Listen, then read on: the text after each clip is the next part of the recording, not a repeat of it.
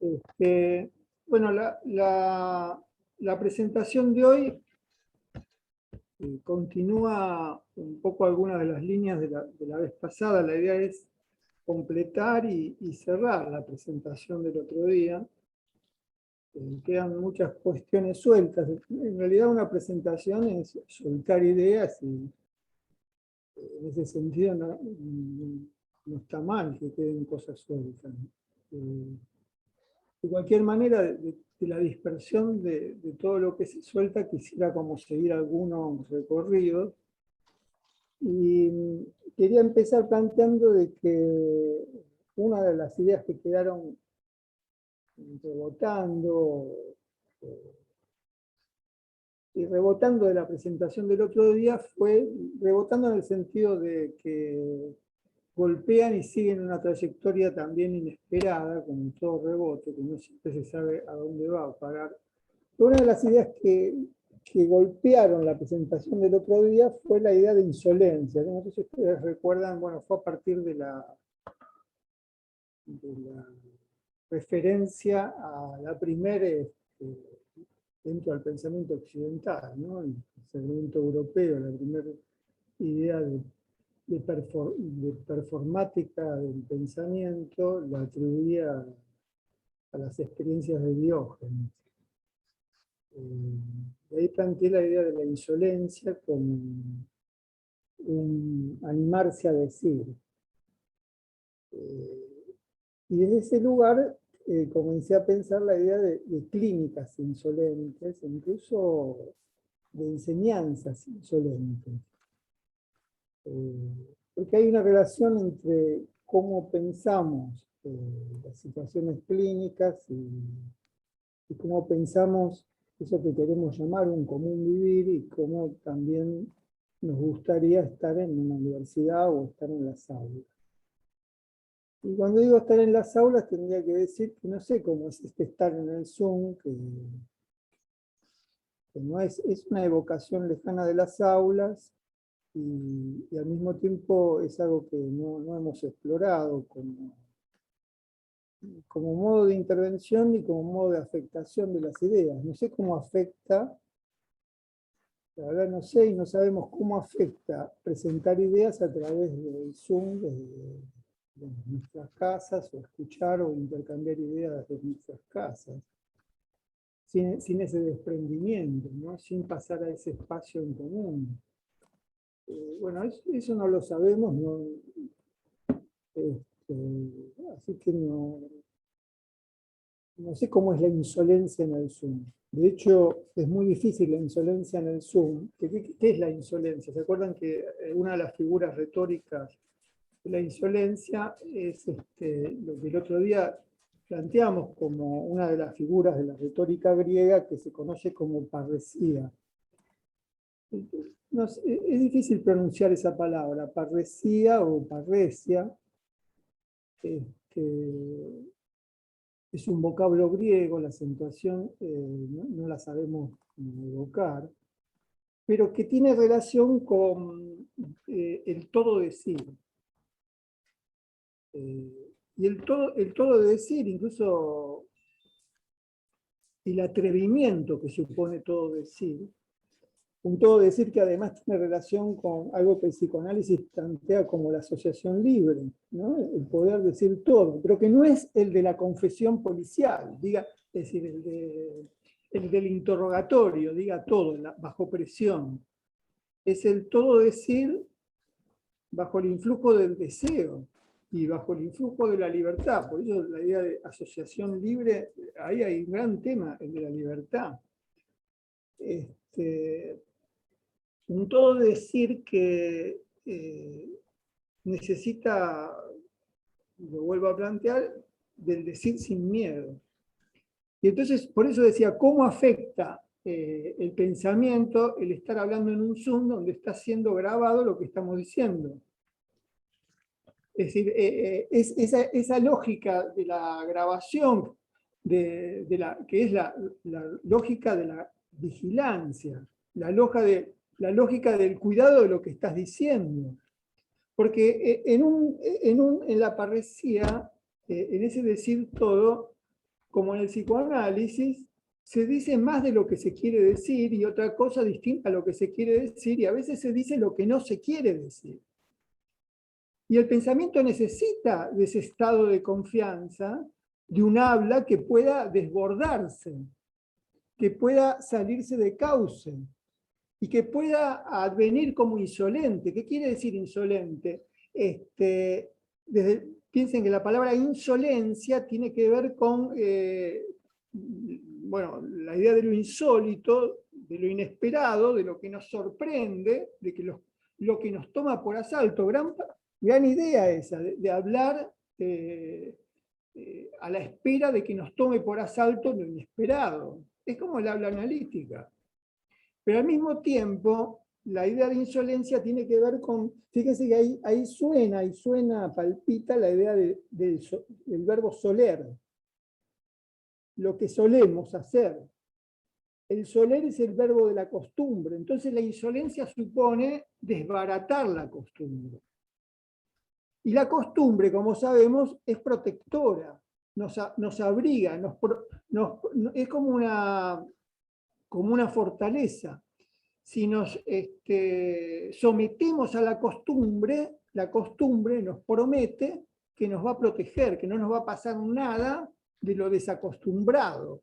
Que, sobre todo, ¿qué es lo que de qué protege la costumbre? Protege del miedo a que nos hagan daño. Si la costumbre es una piel de la vida en común para protegernos del riesgo de sufrir un daño. En ese sentido decía que es muy difícil pensar cómo nos afecta dar una presentación, una clase, hacer una exposición, por Zoom. Nunca tan precisa la idea de exposición.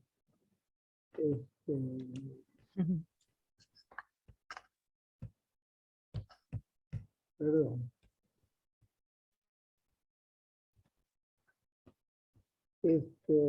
Me apareció una cosa en la pantalla, así como inesperada, amenazante. ¿Qué era lo que apareció? Una publicidad de antivirus. ¿Y yo de qué estaba hablando? De la protección, ¿no? No sé, hay que pensar cómo funciona eso, ¿no? Es decir, ¿qué quiere decir que aparece una publicidad de antivirus en este momento? Y bueno, que me están avisando que corro el riesgo de una catástrofe informática, ¿no? Es decir, va a decir que el tema, decía, que quedó rebotando la vez pasada, es el tema de la insolencia. Y lo que estoy relatando, que comencé a relatar el lunes pasado, se trata de experiencias de la insolencia. La experiencia de Webby es una insolencia urbana. Va a decir, es algo que trata de conmover, y miren las palabras que uso, conmover, es poner en movimiento algo que está inmovilizado, sacudir, es decir, como una palabra que supone tocar los cuerpos, tocar las corporidades, tocar aquello que sentimos o sacudir los sentimientos, porque también los sentimientos quedan inmovilizados. Una inmovilidad del sentimiento, ¿cuál es? Y la indiferencia, la apatía. Bueno, y lo que vamos a desarrollar de nuevo hoy, la impasibilidad.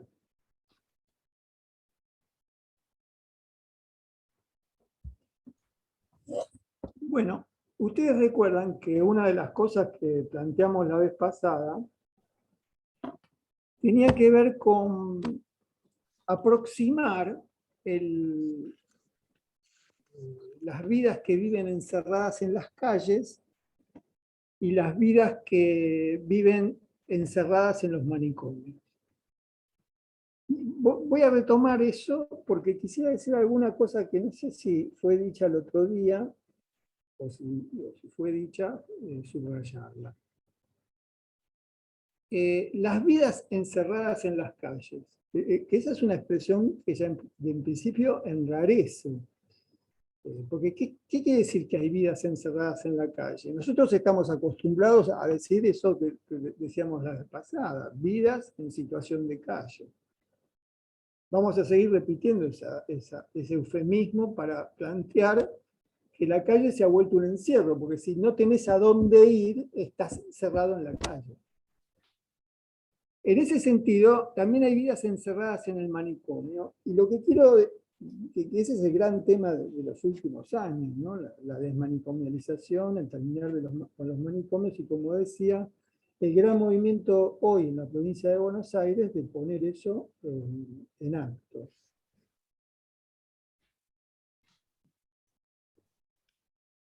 Una de las cosas que ocurre con las vidas encerradas en las calles, las vidas encerradas en los manicomios, y esto es lo que queremos decir, ¿por qué el encierro? Y porque hay algo que hay que mencionar, es que portan rarezas. El manicomio es una reserva de rarezas sentimentales. Nosotros en esta facultad estudiamos rarezas.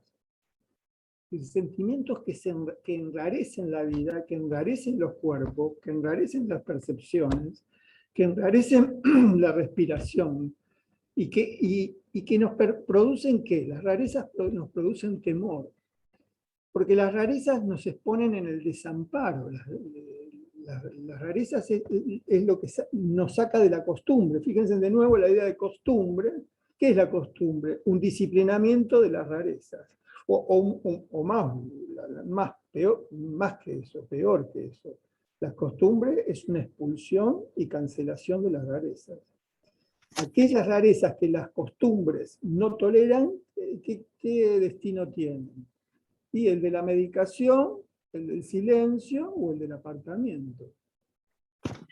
Es decir, el síntoma es una rareza. ¿Y qué se trata de hacer con el síntoma? ¿No? Las lógicas de las medicinas occidentales tratan de que desaparezca, ¿no? De cancelarlo. Las rarezas son anuncios de... Bueno, dije son anuncios como una afirmación. Tendríamos que cambiar el tono de esa proposición. Se presentan como anuncios, y en ese caso anuncian qué. Ese no saber qué del anuncio es insoportable. ¿No?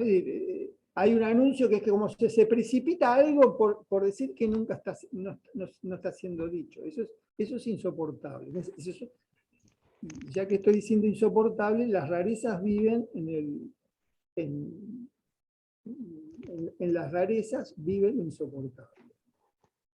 Es soportable la costumbre, insoportable la rareza. Ese sería una cosa que tienen las rarezas y que quiero decir, y no sé si la dije, que es el desparpajo. Podríamos decir, hay una relación muy próxima entre insolencia y desparpajo. Desparpajo es una palabra muy importante para pensar, ¿no? Porque el desparpajo es una potencia que dispersa, que esparce, que desparrama, o sea, que trata de plantearse como el flujo de una salida. En ese sentido, hay en las rarezas también siempre un desparpajo. Por eso también están las rarezas que nos provocan simpatía. Es decir, las rarezas que nos alegran la vida. De hecho, hay una expresión de la rareza que nos alegra la vida, que es una loca linda, es un loco lindo. No adjetivar la rareza como algo que porta belleza, o que porta desparpajo, o que porta alegría, o que porta la libertad que se precipita cuando salimos del corset de la costumbre. Una cosa que quería decir de los manicomios.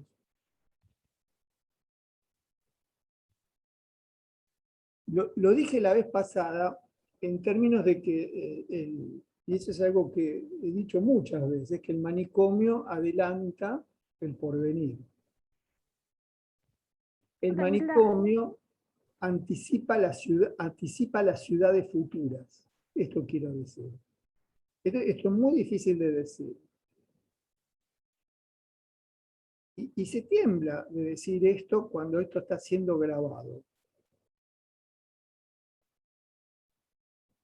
Sí, lo raro por contraste le da sentido a la costumbre. Sí, entre la rareza y la costumbre está la tensión de la vida. Se trata de darle lugar a la rareza para descomprimir la coerción de la costumbre, pero al mismo tiempo, esto lo hemos planteado muchas veces, el vivir en rareza necesita alguna referencia que contenga esa expansión o ese desparpajo, o esa dispersión infinita. O sea que la rareza necesita también sus mojones. De hecho, las rarezas en la vida en común se van como disciplinando. Es decir, la cultura empieza a crear un mercado para las rarezas. ¿Por qué los manicomios es la ciudad del futuro? No, ojalá que no. Digo que anticipan las ciudades del futuro. No, por eso, pensemos así, existencias encerradas en los manicomios, casi, esto está siendo grabado, es terrible, casi digo matrimonio. Pero esa es una torpeza fonética, no quería decir eso en este momento. Alguien pide que apaguen los micrófonos. Las existencias encerradas en los manicomios, ¿cómo viven? Apaciguadas con la medicación. Apaciguar. Pacificadas las emociones, la pacificación de las emociones. Hay dos modos de pacificar las emociones. Uno, la muerte. ¿Para qué hablar? ¿Cuántos minutos tardó esta posición para hablar de la muerte? Es un modo de la pacificación emocional. Y hay otro modo, ¿cuál es? Hay muchos modos, pero hay un modo en los manicomios, que es la medicación.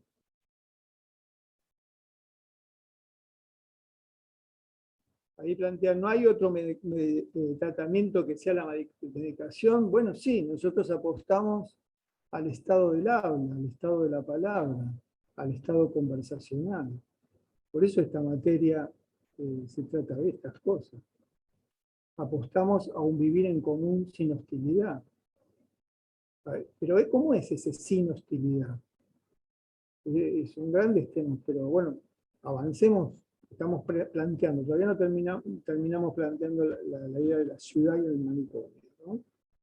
El otro tema, una es la idea de apaciguadas y adormecidas, existencias apaciguadas y adormecidas. Ya podemos hacer una conexión entre la ciudad como un espacio de existencias apaciguadas y adormecidas. De hecho, la intervención de Webby nos interesa porque ahí donde el circular de la ciudad, el transitar la ciudad, el pasar por la cotidianeidad urbana en estado de indiferencia, la intervención de Webby trata de perturbar esa indiferencia. Es decir, trata de sacudir el adormecimiento. Bueno, sí, la medicación, por supuesto, ayuda. Apacigua ese furor cuando está en estado insoportable. Dice, tenés razón, Débora. A eso que yo estoy llamando, tendríamos que llamar sobremedicación. Sí, tal vez sí. Tendríamos que... Bueno, se habla de la medicalización, ¿no? Como una práctica donde la medicación se vuelve la rutina de adormecimiento de la sensibilidad.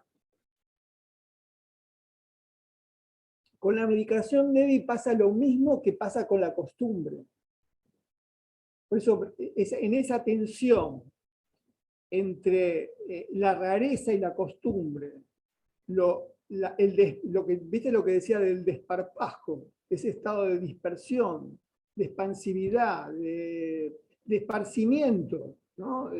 Que es el estado de la la libertad también supone la necesidad de un borde, de un límite, de una referencia, porque no se puede estar en vértigo sin fin.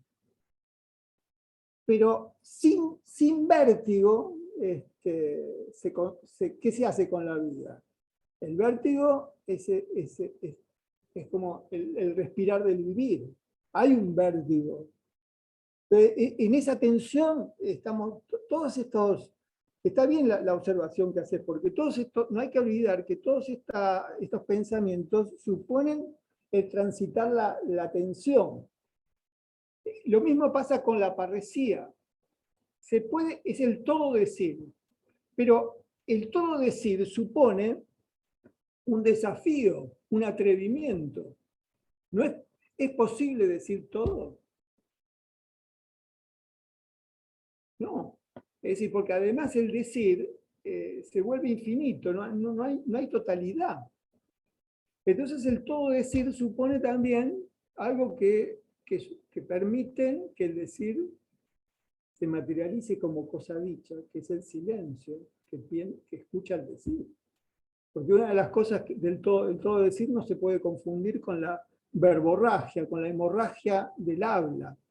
Es decir, el no parar de hablar, el no poder parar. Ese no poder parar no tiene que ver con el todo decir de la parresía, porque si no hay silencio, no hay decir. Hay hemorragia, hay desangrado de palabras que terminan como apabullando, aturdiendo, terminan sin decir nada, terminan como ruido. Entonces la diferencia entre el ruido y el decir supone el silencio, y el silencio que introduce la posibilidad de estar escuchando lo que estamos diciendo. Recuerden que el inconsciente es el todo decir. ¿Por qué el inconsciente es el todo decir? Porque ¿por qué el inconsciente es el todo decir? Lo dejo como pregunta, es una gran pregunta. ¿Dónde está el inconsciente? Bueno, está ahí en lo que decimos, en el todo decir. Pero el inconsciente supone. ¿Cuál es la emergencia del inconsciente? El silencio que escucha en el todo decir aquello que se dice sin haber sido escuchado. Porque dentro del inconsciente no hay borde. Bueno, no es dentro del inconsciente como si hubiera un adentro del inconsciente. En el todo decir no hay borde. Por eso eso que el psicoanálisis llamó inconsciente, los griegos lo llamaban parresia. Por eso me parece una de las figuras retóricas muy importantes. Es decir, el hacer una referencia a la retórica griega es hacer una referencia al lenguaje que hablan nosotros. Y es también expandir lo que es el lugar estrecho de la enseñanza, ¿no? Es poder decir, esta idea de decir que eso que nosotros llamamos inconsciente, es el todo decir, que podría sonar a una cita lacaniana. En Lacan podría decirse algo así, y se dice de alguna manera. Pero es intentar iluminar, ¿no? O sacar de la sombra lo que es la gran tradición cultural de Occidente, porque uno de los temores que tenemos es que la facultad quede estrechamente reducida a cinco figuras autorales. La medicación funciona como borde, y el silencio funciona como borde. Ahora, con la medicación y el silencio pasa lo mismo que con la sobremedicación y el acallamiento. Una cosa es el silencio y otra cosa es el acallamiento. Por ejemplo, en este momento hay muchos que están el icono del micrófono barrado, ¿no? Esta es una observación imposible antes del Zoom. El micrófono barrado. La voz barrada. Pero acá la barra no divide, es decir, silencia, acalla, ¿no? La barra del acallamiento. Ese es un borde necesario para una exposición. Está el chat, ¿no? Es decir, ¿Cómo se llama esto que estamos haciendo? Estamos utilizando una plataforma que tiene sus astucias. Está el chat para franquear el impedimento del silencio al micrófono. Para no hacer el acallamiento tan coercitivo. Y después están las astucias de quienes pueden chatear con compañeras y compañeros durante el Zoom, ¿no? Es decir, como el comentario que no aparece en el chat, ¿no? Hay como lugares de infracción. Es decir, el acallamiento tiene como lugares de infracción, porque si no el acallamiento asfixia, termina con un cuerpo inerme. Si está permitido, no plantea infracción. Está permitido el chat. Lo que está permitido el chat. Pero hay como un acuerdo de que hay un acuerdo. Bueno, yo no voy a hablar del Zoom, porque eso nos abre caminos. Es algo creo que quienes están aquí deben pensar, ¿no? Cómo nos afecta, cuál es el tema de la infracción en el Zoom, lo permitido. Sigo con lo que yo tenía, ¿no? Que era la idea de la ciudad y el manicomio. Nos derivamos por el tema de la medicación, ¿no? Pero lo que yo planteaba en realidad es que lo común entre la ciudad y el manicomio es el apaciguamiento. Es decir, la medicación utilizada como un modo de apaciguamiento de vivir, de las vidas apaciguadas, adormecidas. Pero la otra condición que aproxima los manicomios con las ciudades es el de las rutinas vigiladas, el de la vigilancia. El manicomio es un espacio de vigilancia y las ciudades son un espacio de vigilancia. Hay una relación además entre vigilancia y rutina. Es decir, las rutinas, o sea, vuelvo al tema de la costumbre, es un modo de vigilancia, de autovigilancia de la vida, si se podría decir. Muy fuerte decir eso. Es decir, practicamos una vida autovigilada a través de las costumbres. Bueno, y en el manicomio, Profe, perdón que lo interrumpa, pero ¿por qué autovigilancia? Como que no entiendo a qué se refiere. Autovigilancia de la vida. fíjate lo que pasa con las costumbres. No sé si estás la idea de estar habituada a algo, ¿no? Y la costumbre, ¿qué hace? Controla lo inesperado, ¿no? Es decir, llevas una costumbre, es decir, tenés la costumbre de seguir el mismo recorrido de tu casa a la facultad, ¿no? El mismo rumbo, vos controlás lo que ocurre en ese trayecto. ¿Qué quiere decir lo controlás? Ya prevés lo que te vas a encontrar. En ese sentido, la costumbre vigila, es un estado de vigilancia para que no te tome por asalto, palabra de la ciudad, tomar por asalto, no vivas el riesgo de un arrebato que pueda ocurrir si cambias de trayectoria. Sobre todo a la noche. Nosotros dábamos clase los miércoles a la noche, terminaba la clase a las 11 de la noche y muchas veces surgía el tema de la salida de la facultad, en el barrio de la facultad, la cercanía de 11, el lugar de riesgo, el lugar del momento no vigilado de la ciudad. ¿Por qué? Porque si salís a las 12:30 del mediodía no es lo mismo que salís a las 11 de la noche. Van a decir que la costumbre supone un estado de vigilancia. Vivimos en sociedades de vigilancia. Es decir, no es solamente la cámara que nos vigila o la grabación que vigila lo que estamos diciendo, Porque en lo que estamos diciendo hay tantas derivas, fíjense, tantas torpezas en el habla.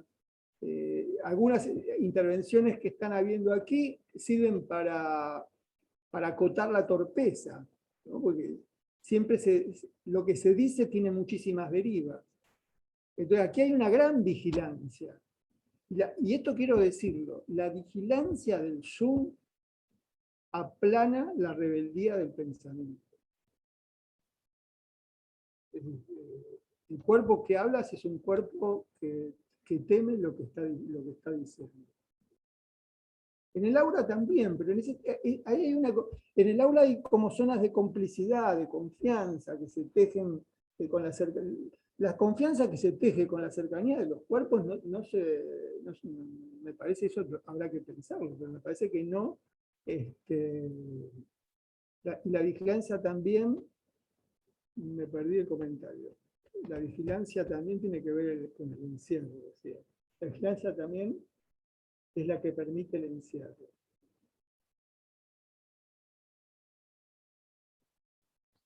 Bueno, decía que habrá que pensar qué significa el aplanamiento de la rebeldía en el Zoom.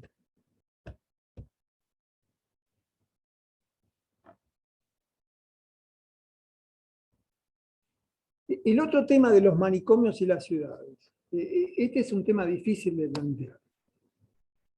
Ustedes saben qué ha pasado con las demasías en la historia de la humanidad. Voy a hacer un pasaje rapidísimo. Las demasías, las llamadas locuras, las llamadas rarezas indosificables, indómitas, la rareza indómita. Primero como le pasó a Lemos, a Filoctetes en Lemos, se la lleva a una isla.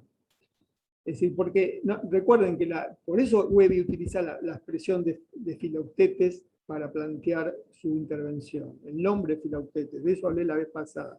Se lo condena, confina, aparta, son las palabras del manicomio, de lo que se hace con la locura, en una isla. Después en la Edad Media se lo cuenta Foucault, lo recorre esa idea Foucault, en la historia de la locura en la época clásica, las distintas relaciones que hubo entre las ciudades y las demasías. Hasta la experiencia de que ya no se las apartaba en una isla, o no se las confinaba, como después se las confinó en un edificio, sino en dónde se colocaba a las demasías, en los barcos. Eso está, la idea, esa pintura, no sé si la podés capturar, Dionisia, y mostrar mientras que estamos hablando de la barca de los locos. Jerónimo Bosch. La idea es decir, primero en una isla, después en los barcos, después en los edificios asilares, los lugares de apartamiento, y ahora de nuevo a las ciudades. ¿A qué ciudades? Esa es la pregunta que tenemos que hacer. No es que decimos tienen que quedarse ni en las islas, ni en los barcos, ni en los edificios apartados. Pero de vuelta, ¿a qué ciudades? A las ciudades de la impasibilidad, a las vidas comunitarias impasibles, indiferentes, estigmatizadoras. El final de los manicomios supone la posibilidad de concebir, de imaginar un común vivir que no expulse ni el dolor ni el hedor. Y digo dolor y hedor para volver a plantear la figura de Filoctetes, aquel héroe que es expulsado por el intenso dolor que expresaba sin fin, esa idea sin borde. Sus compañeros no soportaban el dolor sin borde y el hedor que no se podía apaciguar, el mal olor de una herida que supuraba sin fin. Entonces, terminar con los manicomios no supone que quienes estaban encerrados ahora pasen a estar encerrados en las ciudades, sino se pone a interpelar la vida en común en las ciudades. La ciudad de la impasibilidad es la salida manicomial, o la salida de los manicomios, el después de los manicomios, no es un después solo de quienes estuvieron encerrados allí, es un después de quienes estamos aquí. ¿Cómo es la vida después de los manicomios? ¿Cómo es la vida con las demasías en las ciudades? ¿Cómo es la vida en común sin exclusión de las demasías? ¿Cómo estar en proximidad de la demasía sin tener el gesto de apartamiento por la insoportabilidad? Y el gesto es así. Es decir, como si en el ademán, en la gestualidad, en el aire, se tratara de impedir que esa afectividad nos toque. La otra cosa que quiero plantear, que tiene que ver con la vigilancia, la costumbre, y también con los peligros de la ciudad, y con los peligros de la afectividad, porque la afectividad se torna también peligrosa. Así como uno de los grandes temas es el que se podría llamar el de tomar por sorpresa, o la idea de tomar por asalto.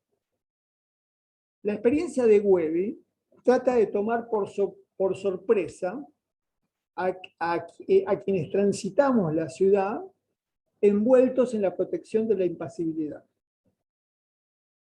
Es decir, impasibles, ¿qué quiere decir? Protegidos de que la afectividad nos acuda, nos penetra, nos hiela. Tomar por sorpresa, es decir, sorprender, ¿no? Es decir, porque el muñeco de Webbe, no sé si los recuerdan, tiene como, Webbe los llama hiperrealistas. ¿No? Hay una exageración de la realidad que hace que quienes pasan por ahí miren dos veces.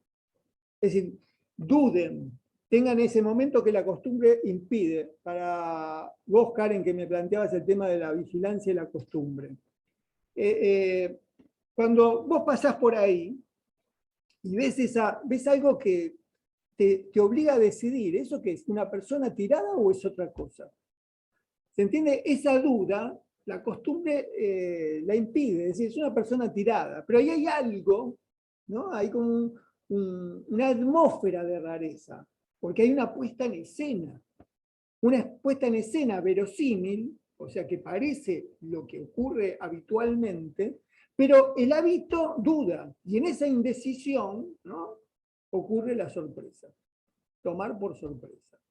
Ahora, en la ciudad hay otras formas de la toma por sorpresa, como decía, el arrebato en la calle, eso también te toma por sorpresa, pero es la toma de sorpresa que tiene la forma de la hostilidad, de la violencia sin conversación. Y aquí por eso nosotros planteábamos el problema de la conversación. Una cosa es que alguien pasa y te roba el celular, ¿no? Ese movimiento brusco, la sorpresa, ¿qué pasó? Me sacó el celular, tratar de reaccionar, ¿no? Es decir, lo que sentiste es una violencia, ahí no hay conversación, hay pasaje por la violencia, por la hostilidad, por la amenaza.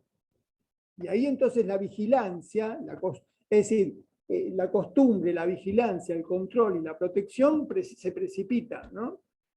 De hecho, tu mamá te podría decir, vos siempre tenés la costumbre de hablar con el celular, ¿no? Esa es una mala costumbre, por la calle.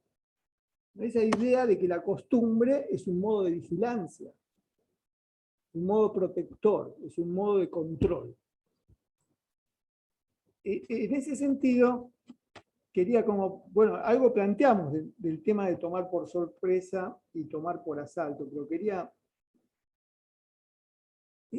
La toma por sorpresa, incluso en la calle, en las intervenciones que hicimos en el manicomio y en el aula, porque ahora yo no sé cómo podría ser la toma por sorpresa en el Zoom, pero nosotros en el aula muchas veces ejercitábamos la toma por sorpresa, la toma por asalto. De hecho, muchas veces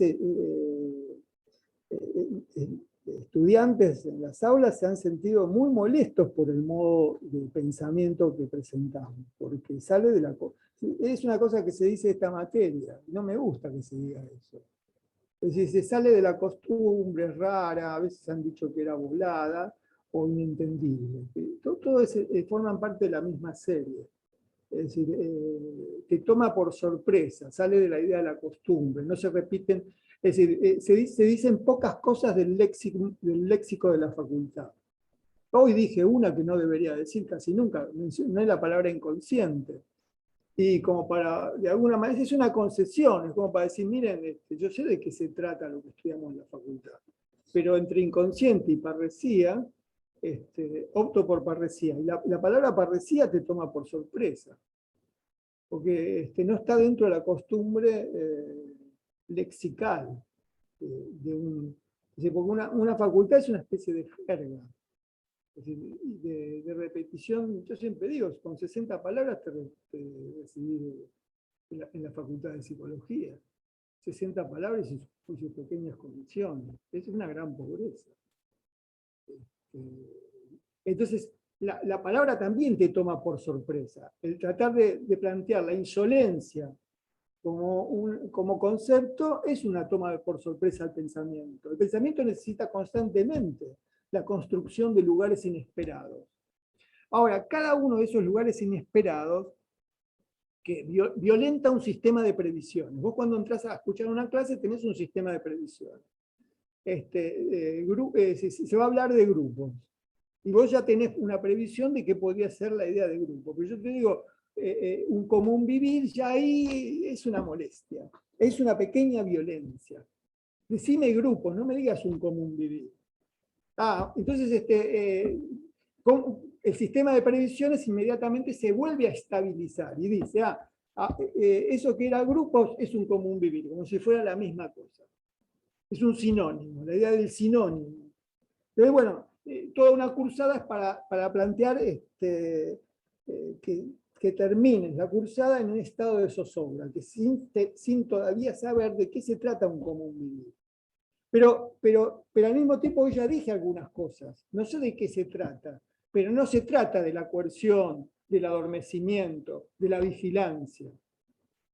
No se trata de la impasibilidad de la ciudad, no se trata del encierro. La fuerza del no es extraordinaria. La fuerza del no es el movimiento de pensar. La fuerza del no es la rebeldía que nunca se apacigua. La fuerza del no es el deseo de importunar, de molestar, de herir la costumbre. En ese sentido, aquí hay un tema que es el de la violencia que quiero plantear. La ruptura del sistema de previsiones, la ruptura de la costumbre, que es lo que Webby plantea. Él hace una intervención que rompe el sistema de previsiones urbanas.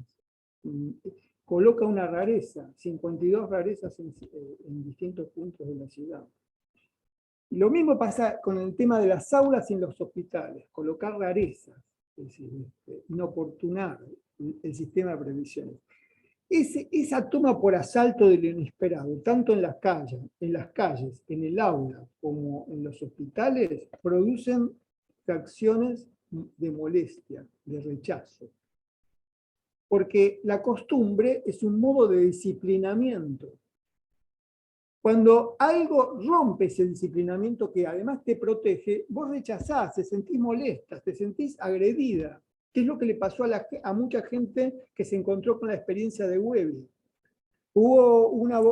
Había un muñeco puesto en las escalinatas de tribunales. Una jueza que sube las escalinatas se encontró con eso, quiso levantar un acta como denuncia porque se sintió agredida. Sintió que eso era una violencia contra subir las escalinatas del Palacio de Justicia. Y se sintió molesta. Sintió, no, esto es de mal gusto. Hubo denuncias en los diarios. Imagínense toda ¿cómo se llama? La corporación mediática, TN, Canal 13, Canal 11, transformaron eso en un escándalo. ¿Qué es eso del arte? El arte, ¿qué dice la costumbre del arte? ¿El arte dónde tiene que estar? Tiene que estar en un lugar controlado, vigilado, acotado, que no desafíe el sistema de previsiones. Tiene que estar en un museo, en una galería, en un lugar cerrado. ¿Qué es eso que salga a la calle? Que contamine la ciudad. La ciudad es para transitar, no para pensar, no para sentir. La ciudad es para transitarla de un modo adormecido, no para irte con perplejidad, angustia a tu casa. ¿Y una clase qué es? Es un lugar donde te informan, te dan datos para estar tranquila con lo que estás haciendo, no para llenarte de perplejidad. Entonces eso produce cuestionamiento. Alguien dice en la intervención de Welby, ¿no? En la calle, alguien que se encuentra con esa rareza ahí, y dice, con todos los problemas que tengo, mire usted si voy a tener tiempo para detenerme a pensar cómo está la vida. ¿Cómo quiere que está? Está como la mierda. Esa es una intervención que me gusta, porque no quiere entrar en la conversación, pero al mismo tiempo entra en la conversación, ¿no? Porque es como, comprende que esa es una intervención para poder pensar cómo está la vida. Entonces dice, ¿para qué quiere? Con todos los problemas que tengo, usted quiere que piense en la vida, ¿cómo va a estar? Hay una pequeña sacudida, es esa sacudida de un inicio de una conversación. Una cosa que quiero plantear es la idea de vínculo, que es una de las grandes ideas de las prácticas de grupo.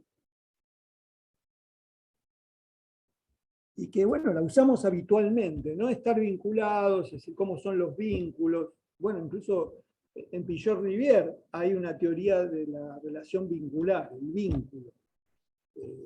Incluso, bueno, pero bueno, Pillon-Rivière, me acuerdo siempre una de las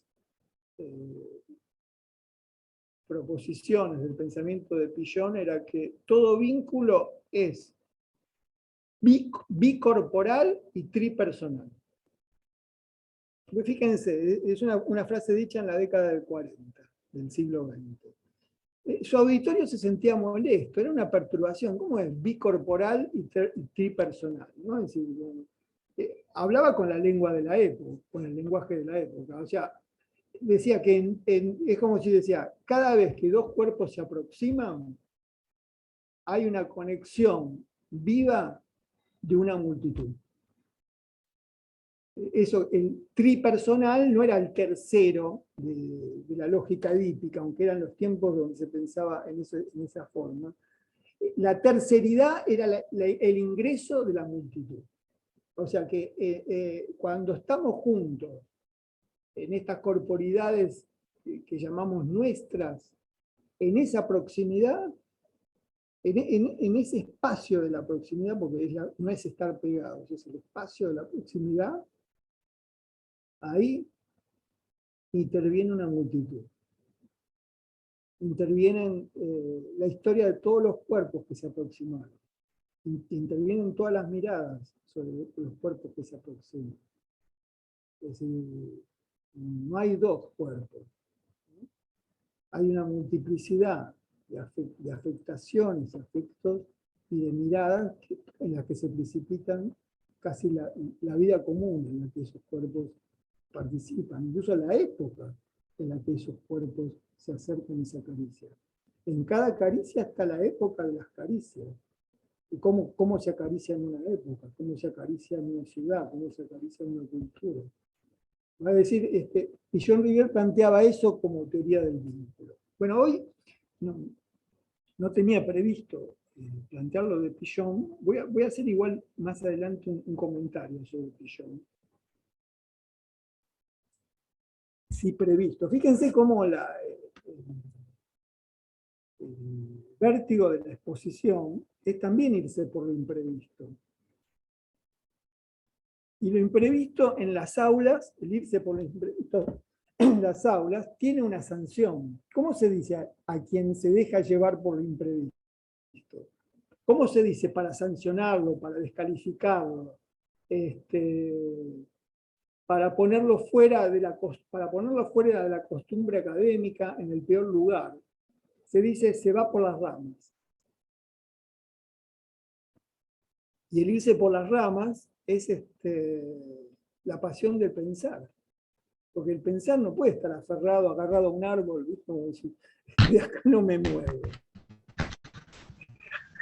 Quiero plantear entonces, les decía, una cuestión de los vínculos, que queda muy clara en la experiencia de Webby y que hay que pensarla en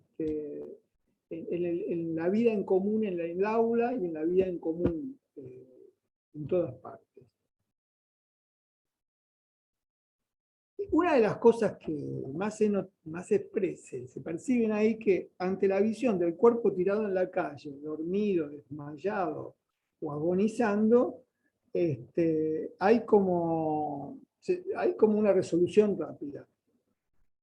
Es decir, si no pasás indiferentemente, en esa cosa, bueno, que también sería como una resolución rápida, pasar indiferentemente, pasar sin ver, pasar en la impasibilidad fortificada, la fortificación de lo impasible que pasa sin ver, hay dos respuestas, es o llamar a un patrullero o llamar a una ambulancia. Esos son como los dos modos de intervención que aparecían ahí. Pero entre quienes están caídos y quienes transitan, una de las cosas que tenemos que pensar es que no hay vínculo. Y si no hay vínculo, ¿qué hay? Esta es la pregunta que yo me hacía. Si no hay vínculo, ¿qué hay? Y yo creo que lo que hay son existencias paralelas. Y acá introduzco algo que es el vivir en paralelo, o la vida en paralelo. La vida sin vínculo, sin conexión, sin relación. Hay algo de ese paralelismo. Vieron que en la geometría las líneas paralelas son aquellas que no se tocan o se tocan solo en el infinito. Y ahora que estoy hablando de esto, me sobresaltó la idea de que acá hay un paralelo, hay algo que no se toca. En el Zoom, en la exposición del Zoom, ¿no? ¿Cómo es la conexión? Ese es un gran tema. Bueno, palabra de la conexión, tener conexión. Es decir, que ya no pasa por la de los cuerpos, pasa con la red, ¿no? La red es como el sujeto de la conexión es la red. El lugar de la conexión es la red. Si no hay vínculos, ¿qué hay? Hay existencias paralelas. Y esto me parece que plantea algo que las normalidades han organizado, que son mundos paralelos.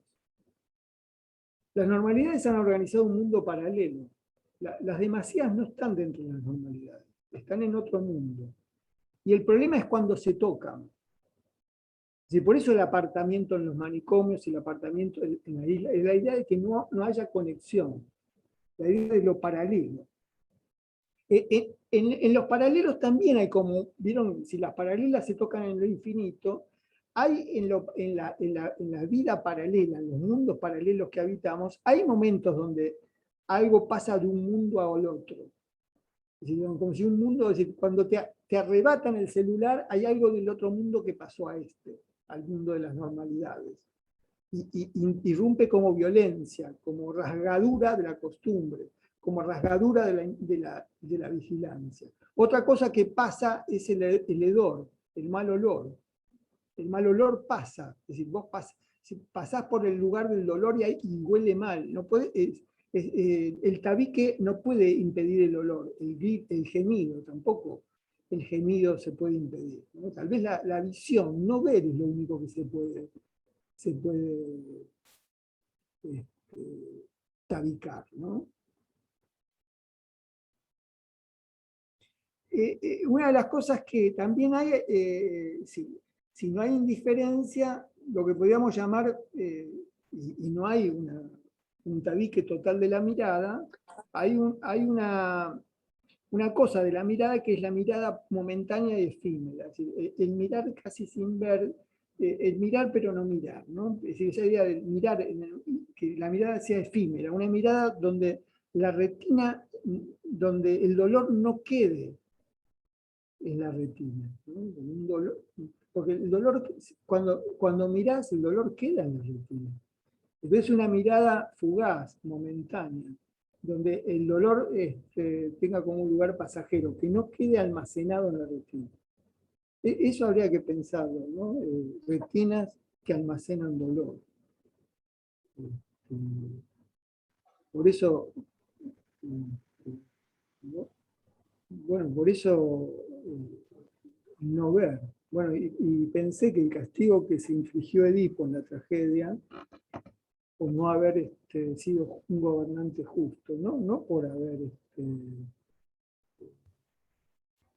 tenido relación carnal con Yocasta. Si ustedes leen la tragedia, ese no es el problema. El problema es, la obra no es una obra familiarista como la pensó el psicoanálisis, es una obra política. Edipo se castiga por no haber sido un gobernante justo, por no haber sido un buen rey, porque Tebas estaba sufriendo por una infracción que él había cometido sin saber. Y se castiga por esto, por haber cometido una infracción, aún sin saber, que se volvió un castigo sobre la ciudad que él gobernaba. Y entonces, ¿su castigo cuál fue? La ceguera.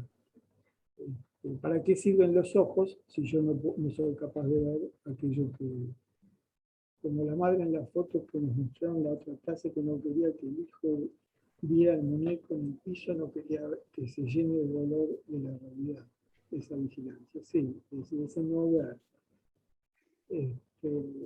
Es ahí donde vos decís, no sé quién está diciendo, Rocío, dice que recuerda la foto del chico que se acercó para ver el muñeco y que la madre le decía, no miras, o que iba caminando y dije, no miras, que hay alguien que está enfermo. No quería que se llene del dolor de la realidad. En realidad, la palabra realidad ahí yo la cuestionaría, porque ¿qué supone? Porque eso sería, ¿qué supone la realidad? Por eso yo decía, eso que se llamaba realidad, o que habitualmente llamamos realidad por la costumbre, llamamos realidad para simplificar y para no pensar, la llamamos, es decir, cada vez que le ponemos ese nombre dejamos de pensar. Eso que llamamos realidad es estar en la conversación. Lo que la madre no quiso es que esa criatura entre en la conversación con el dolor. Si no mires para no entrar en la conversación con el dolor. Es decir, quiso vedar una zona de la conversación. ¿Se puede vedar la conversación con el dolor? Esta es una gran pregunta. Entonces, al vedar la conversación con el dolor, una de las cosas que habría que pensar es si no restringimos la visión de lo que vemos. No es una práctica de la negación. Es decir, no se trata de negar la realidad, sino de negar una conversación. Por eso yo les contaba que la vez pasada me parecía que entrar en una conversación es entrar en la vida. Entrar en la conversación sobre el dolor, entrar sobre la conversación sobre el abandono, entrar sobre la conversación sobre la injusticia, porque esa mirada suponía muchísimas conversaciones. Imagínate, una niñez que ve el abandono, ve la indiferencia, es entrar en conversación sobre la indiferencia. Pero entonces, ¿cómo pasamos por acá sin que nos pase nada? Es decir, o sin miedo, puede ser alguien que conozco, puede ser, te podría pasar a vos, mamá, me podría pasar a mí. Es entrar en la conversación sobre lo que es la vida en común. Está bien, no estamos cuestionando a la mamá que le dijo no mire. Por ahí la mamá tenía que ir a preparar la comida, tenía que ir a responder el telegrama de despido, tenía que ir a hisoparse. No tenía, ese es otro tema, no tenía tiempo para entrar en la conversación. Ese es el otro tema, la temporalidad. En el manicomio no hay relojes, no hay espejos. La rutina lo que hace que es gobernar la temporalidad. Es decir, el tiempo está como pautado. Te levantás, tomás la medicación, vas al comedor a desayunar, retosás hasta la hora, retosás, ¿sí? Palabra amable para hablar del quedás en estado de abandono hasta la hora del almuerzo. Es decir, no hay tiempo, no hay temporalidad para pensar. La clínica es la introducción de tiempo. Por eso son instituciones sin clínica. Entre otras cosas, porque quienes salimos de la facultad no sabemos intervenir clínicamente ahí. No está en la costumbre clínica estereotipada que las clases medias, consultorio, esa lógica racial, blanca, pulcra, del trabajo en la palabra de las clases medias.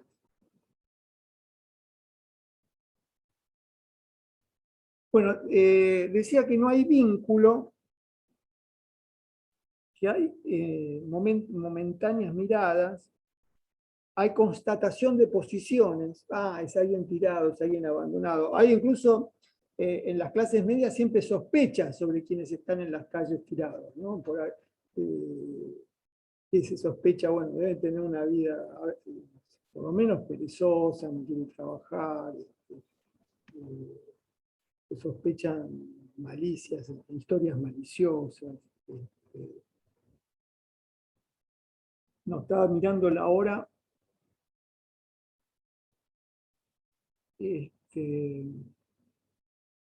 Bueno, pero para terminar, digamos esto, normalidades organizan mundos paralelos para no rozar ni tropezar con afectividades que las desestabilizan. Por eso las normalidades protegen y a la vez enferman, porque ese mundo estabilizado de las normalidades supone una vida con las afectividades adormecidas o apaciguadas. Las normalidades organizan mundos paralelos para no rozar ni tropezar con afectividades que las desestabilizan. Por eso, lo que podría ser la teoría del vínculo, habría que plantearla de otra manera. No se trata del vínculo entre dos, y vuelvo a la idea de Pillon. Pero no solo para decir la terceridad, o para decir la terceridad como la dije antes, que no era como la diría Pillon.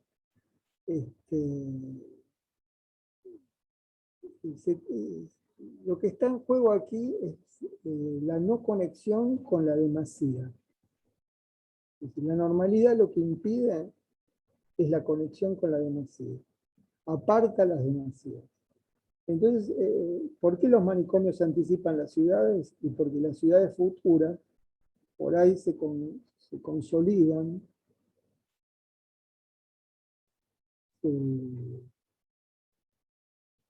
se vuelven como heladas, ciudades heladas, donde las demasías van a quedar controladas de alguna forma.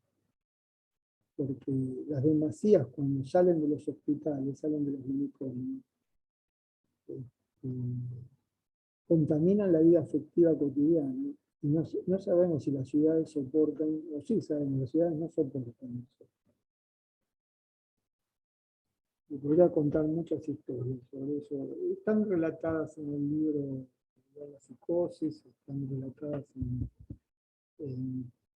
después de los manicomios, clínicas insurgentes. Esa qué linda palabra, clínicas insurgentes. Tiene mucha relación. Hoy podríamos decir clínicas insolentes. Quiero decir una cosa y después voy a termino con algunas experiencias que empecé a contar el otro día del hospital. Respecto a la vida paralela, hay una relación donde tenemos que pensar la idea de hostilidad y lo inhóspito. Lo hostil no es igual a lo inhóspito. Lo hostil agrede, violenta, daña. Lo inhóspito no aloja, no abriga, no abraza, no registra. No es lo mismo agredir que no alojar. En ese sentido, el manicomio es un lugar de lo inhóspito, y los hospitales se han vuelto un lugar de lo inhóspito. Yo muchas veces decía que el gran escándalo era que la idea de la hospitalidad, el hospital, lo hospitalitario se ha vuelto hostil. Y corrijo eso, no es hostil, es inhóspito. Es decir, no es que agrede, hay agresión, es decir, alguien te puede tratar mal, pero básicamente no aloja, no abriga, no abraza, no registra. Entonces la impasibilidad no reside en la incapacidad de sentir. Esto quiero plantear. No es lo mismo impasibilidad que incapacidad de sentir. La impasibilidad supone la vida conversacional. Es decir, es como que hay un impedimento de conversar sobre ciertas cosas. Es lo que ocurrió con la madre y esa criatura. Planteaba antes Rocío. La madre no le dice a la criatura no sientas, sino no participes de ese sentimiento de dolor. Es decir, no participes de esa conversación urbana. Porque, es decir, después al llegar a la casa le pregunta cómo te sentís, o querés a mami, es decir, querés a papi, querés a Paulita, es decir, no elimina el sentimiento, sino que crea veda, es en el sentido de la veda, de la prohibición, interviene con vedas conversacionales. Vale decir que lo que está en juego en la impasibilidad es la veda de la conversación.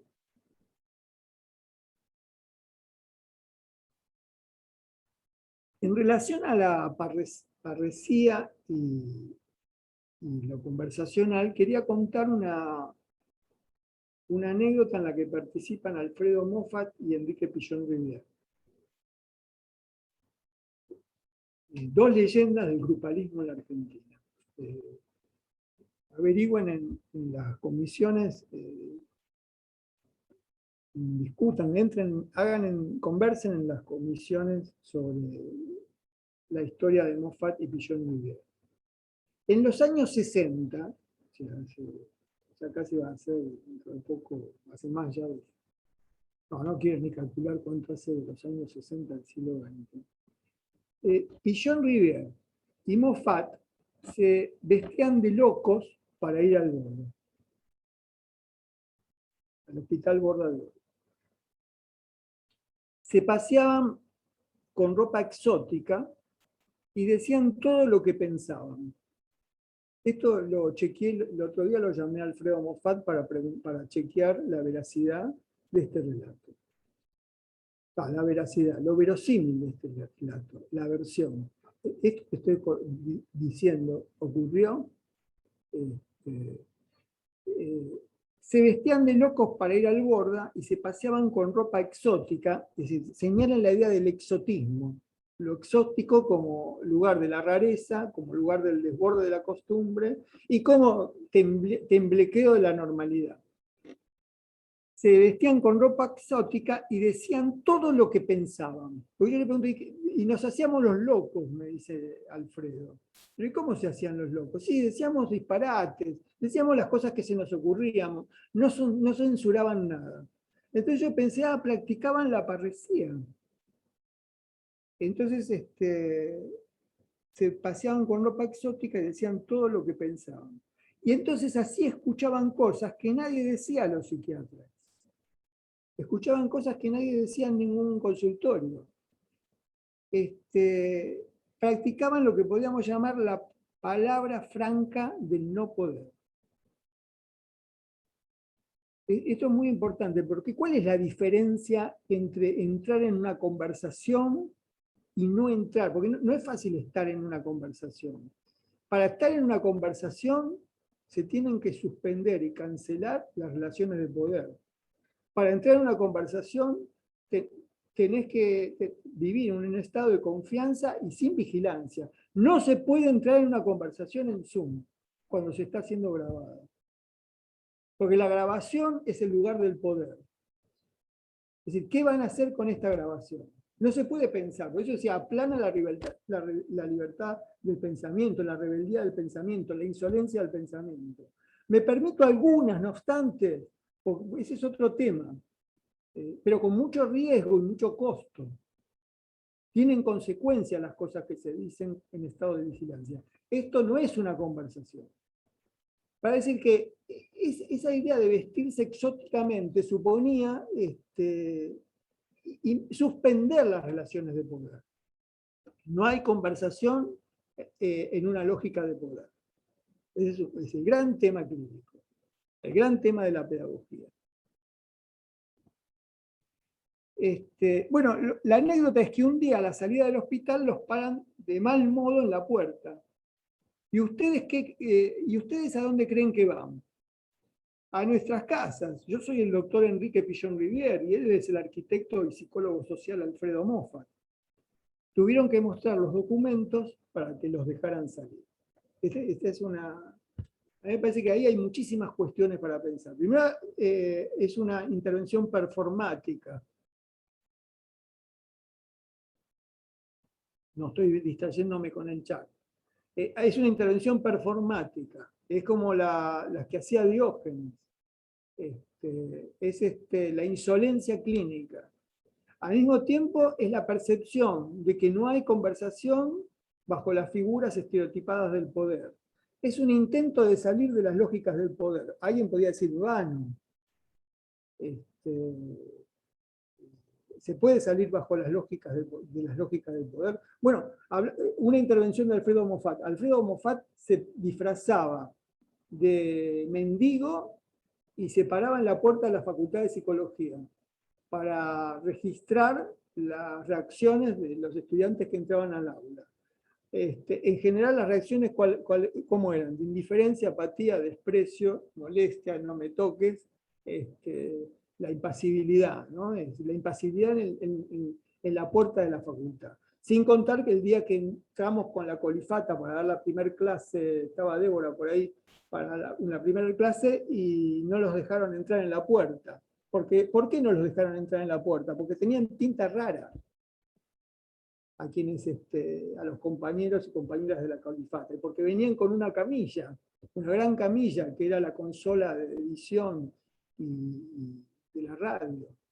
Es decir, y entonces los dejaron, y me llamaron del tercer piso por semejante insolencia. Y mientras que los bedeles me llevaban agarrado para el tercer piso, la gente de Débora, creo que estabas ahí, aprovecharon que se había ido a la vigilancia, se escurrieron y entraron hasta el aula 14.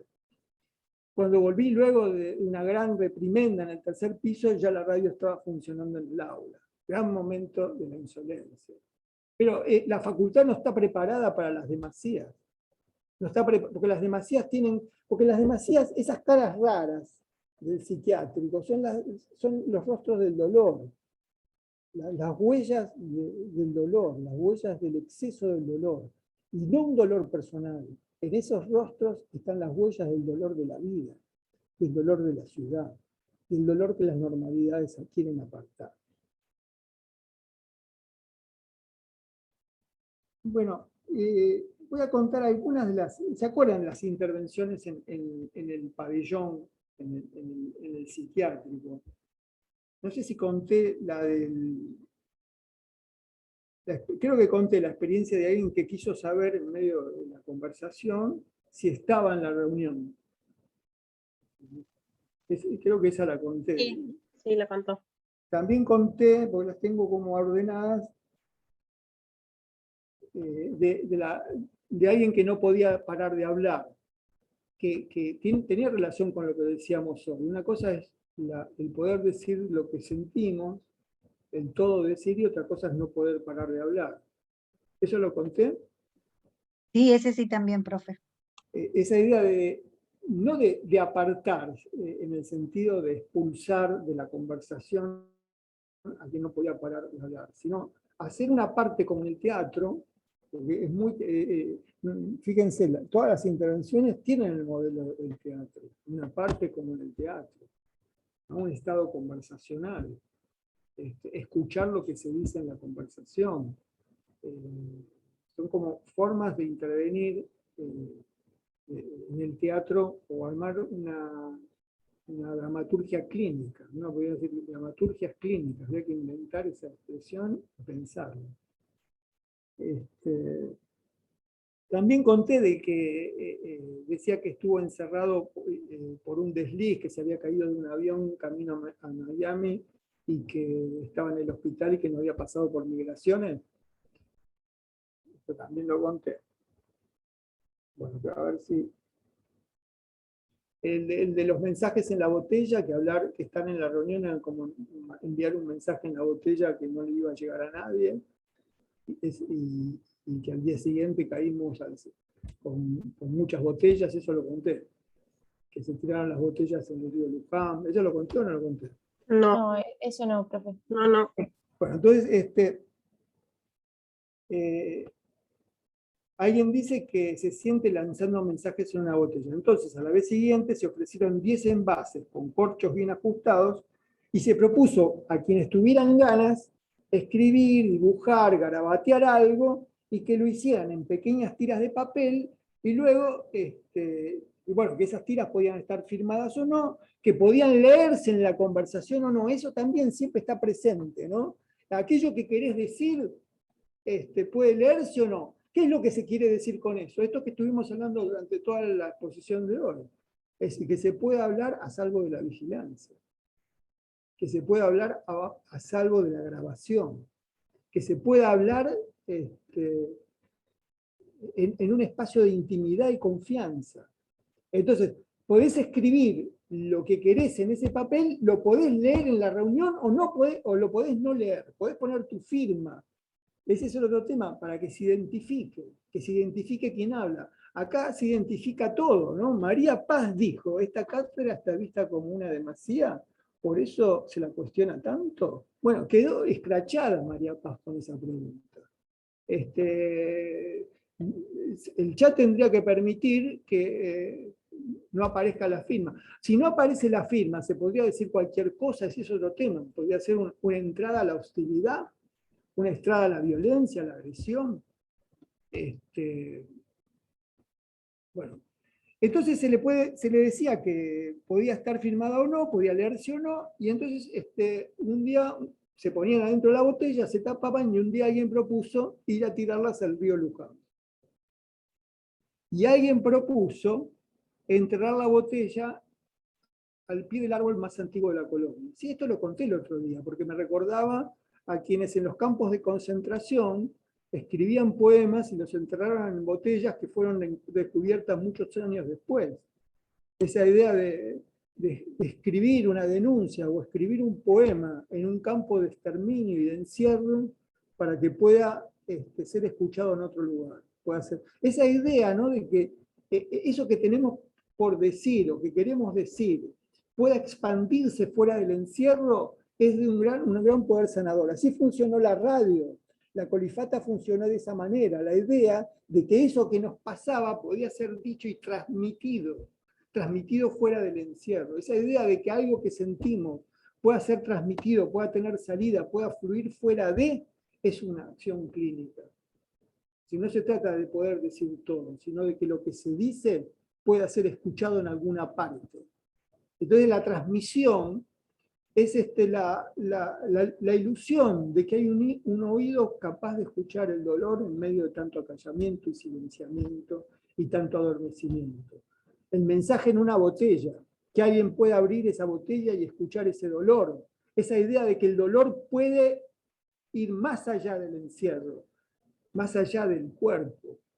Por eso de que la conversación como una idea de la transmisión del dolor para que muchos cuerpos habiten ese dolor, que no puede un solo cuerpo. Esa es una intervención clínica.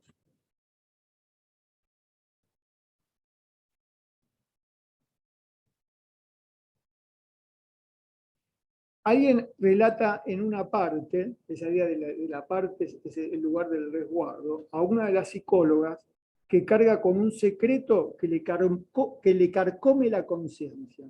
Dice eso, me carcome la conciencia. ¿Qué idea es esa? ¿No? Es decir, esa es la demasía. Algo que carcome, algo que lastima, algo que no se soporta. algo que nunca contó ni contará a nadie. Entonces, a la vez siguiente se incorporó a la conversación un gran tacho de metal. En el medio, hacia arriba de una mesa pusimos un gran tacho de metal. Con mucha precaución, porque teníamos miedo a lo que por suerte no ocurrió, pero era porque ¿qué íbamos a hacer con ese tacho de metal? Se sugirió a quienes querían, esta es otra idea, ¿no? Quienes quieren, quienes pueden, escribir un secreto o tormento. ¿Qué es un tormento? El que dijo, en la parte, lo de la conciencia, dijo, un tormento es algo que te carcome la conciencia. Qué extraordinario, eso que nunca podía haber sido, es decir, importante decir y hacer escuchar que hay cosas que carcomen la conciencia. Bueno, escribir un secreto o un tormento, se aclaró incluso que se podía dejar una hoja en blanco. Esto es otro detalle clínico. Es decir, no tenías, es decir, se invita a escribir el secreto y el tormento, pero también se invita a que vos puedes escribir ese secreto y ese tormento en una hoja en blanco. No son clínicas policiales de la vigilancia, del control. Es decir, creemos en el dicho, pero creemos básicamente en el por decir, en eso que se dice sin ser dicho, pero que entra en la conversación. No es lo mismo el secreto que carcome la conciencia que este estado de conversación donde ese dolor o ese tormento empieza a entrar en una conversación. Es decir, nosotros lo que hacemos es eso, es buscar modos de que el dolor entre en conversación, que es lo que hizo Webby, buscar un modo de que aquello que se transita con indiferencia entre en un estado de conversación. Pero cada cual, dice, vos podías escribir el tormento, firmarlo o no, podías solamente poner una hoja en blanco y ahí en esa hoja estaba representado en el tormento. Pero pusimos una condición, cada cual se tenía que acercar desde donde está y poner el papel en la gran vasija de metal. Va a decir que la imagen era que todos veíamos a quienes salían de un lugar y tiraban el papel ahí. Ese acto, el hacerse responsable de la trayectoria, no de la palabra, de la trayectoria del decir, no quedar capturado en lo que dijo, vigilado en lo que dijo, diagnosticado por lo que dijo, moralizado, porque es un secreto, un tormento, algo que no dije ni diré nunca, es algo que quiere escapar de la moral. Nada de eso se exigía, pero sí el hacerse cargo de que era portador de algo que no podía decir. Ese era el momento más emocionante. Cuando alguien se levantaba o de pie de un rincón, se acercaba, transitaba toda la sala para poner en ese gran tacho, en esa gran olla, los tormentos. ¿Qué pasó con la olla de los tormentos? Es fácil de imaginar. ¿Por qué llevábamos un tacho de metal? ¿Qué era lo único que se podía hacer con esa gran olla de tormento? Qué lindo nombre para hablar. Ya no es el tormento personal, es una gran olla de tormento. Ustedes querían aprender, esto lo digo con violencia, querían aprender sobre grupos, digan cuando salgan de este Zoom que la clínica de los grupos supone poder imaginar una gran olla de tormentos. ¿Y qué se hace con una gran olla de tormentos? Díganme, ¿qué se podía hacer? Fuego, como dice Diego. Quemarlas, como dice María. Sí, quemarlas.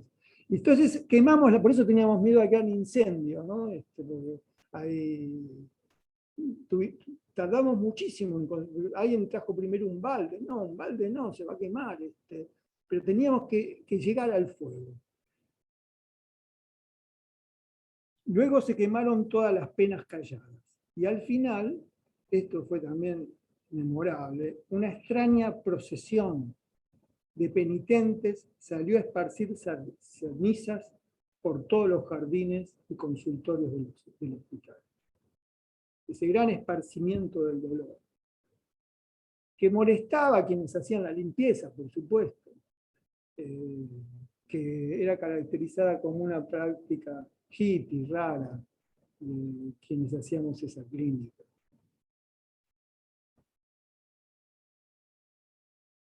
Bueno, y cuento este último. Cuento uno más. Alguien cuenta que soñó, alguien cuenta un sueño. ¿Qué soñó? Soñó que el Gauchito Gil, ¿tienen idea de quién es el Gauchito Gil? En alguna época yo di algunas clases sobre el Gauchito Gil, pero deben haber visto el Gauchito Gil, esos pequeños santuarios que hay a los costados de la ruta. Santuarios que se hacen tras un accidente. Alguien cuenta que soñó que el Gauchito Gil lo visitó para decirle que se quedara tranquilo, que toda su familia iba a estar siempre bien. Y se levantó con una gran paz. Entonces preguntó en la reunión, en la conversación, ¿hay algún santuario cerca para agradecerle? Sí, porque no necesitaba agradecerle esa visita, no podía quedarse así. Entonces, ahí aparece como lo que podríamos llamar, con una pequeña licencia, la magia clínica, la insolencia clínica, el desparpajo clínico. Entonces, la vez siguiente, se proyectó fabricar un altar. La conversación consensuó levantarlo debajo del techito en el que se sentaba a esperar un compañero muy querido que había muerto hacía tiempo.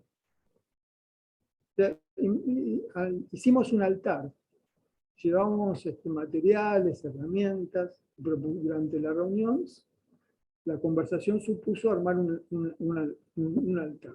Lo ubicamos debajo de ese techito y en los días que siguieron el santuario se llenó de regalos y ofrendas, de objetos y deseos. Eso fue impresionante. De todos lados del hospital llegaron a dejar regalos, ofrendas, recuerdos, cartas. Alguien dejó cigarrillos y una copa, dijo, para calmar los vicios de la muerte.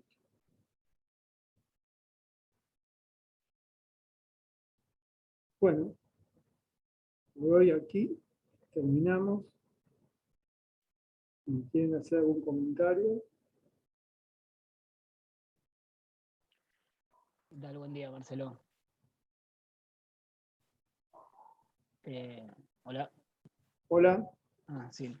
Yo te quería hacer una consulta que quizás no tiene que ver exactamente con la exposición, sino algo que se me fue gestando a medida que voy a veces leyendo parte de las esquirlas que escribís. Como que siento que hay como un carácter muy anárquico, no sé, me cuesta conceptualizar o verbalizar a veces un poco estas ideas tuyas. Estoy como haciendo un esfuerzo en eso y quizás puedo derrapar, pero bueno, por más que quede grabado desde mi condición de alumno, puedo hablar más libremente. Como que me vuelo que hay algo como un poco... ¿Querés que silenciemos? ¿Se puede silenciar? No, si se puede dejar de grabar. No, pero no hay problema. No, dejemos de grabar. Me estaba riendo, quería hacer un chiste nada más. Bueno, pero ¿para qué vas a... Yo la pasé re mal, ¿para qué la vas a pasar mal vos? Suspendamos la grabación y hablemos tranquilos. Bueno, muy linda clase, gracias. Dejo de grabar.